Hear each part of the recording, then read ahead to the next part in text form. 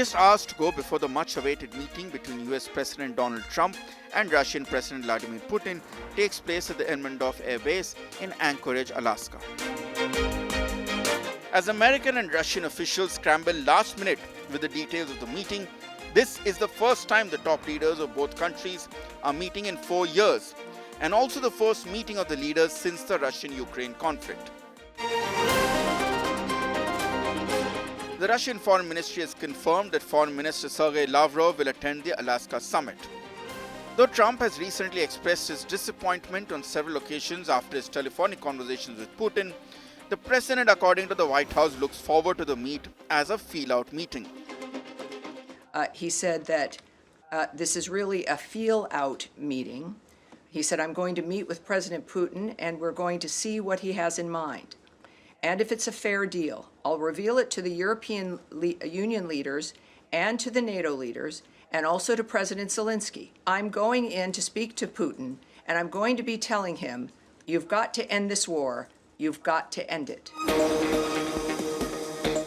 Earlier, the Russian president spoke to North Korean leader Kim Jong-un over the phone to discuss the strengthening of bilateral ties. However, Kremlin said that the Russian president had briefed his North Korean counterpart about the much-anticipated meeting. According to North Korea's state-run television KRT, Putin expressed appreciation for North Korea's help in liberating the Kursk region in western Russia in the war against Ukraine, praising the bravery, heroism, and self-sacrificing spirit of the Korean People's Army troops. Zelensky and Putin both had spoken to Prime Minister Modi as well. When Trump was asked if a deal could be reached with Putin, this is what he had to say.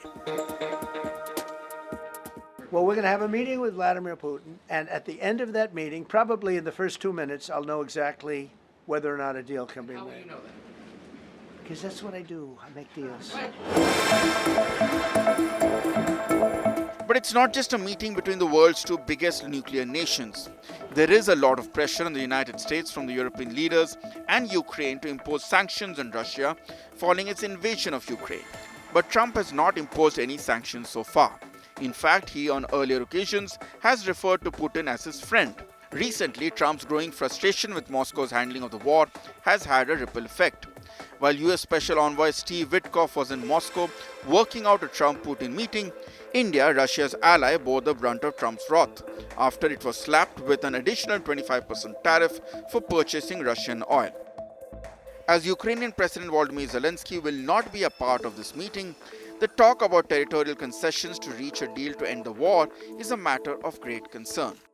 Zelensky has refused to make any territorial concessions. European leaders too want that Moscow should end the war on terms acceptable to Kyiv and want to see the deal done. Apart from eastern Ukraine, Russia says its conditions set out last year remain unchanged. The full withdrawal of Kyiv's forces from key Ukrainian regions and the abandonment of its NATO ambitions. What is to be seen is whether Putin will be able to work his magic again and get what he wants. My guess is Putin will be very amenable to making some changes. Maybe they're just cosmetic, but so that Trump can now claim ownership of the package. He can make it Trump's proposal, not the Putin proposal. Putin be just fine with that. The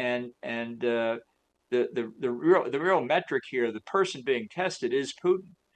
Not will Trump show he's tough, but will Putin be able to get the KGB mojo going again to reestablish the close personal relationship to get what he wants? The last time an American president met Putin was President Joe Biden in 2021 in Geneva. President Trump during his first term had met Putin in Helsinki in Finland during a summit in 2018. Trump had also met Putin alone in 2017 during the first encounter at the G20 summit in Hamburg. With Mahashweta Lala, Bureau Report, India Today.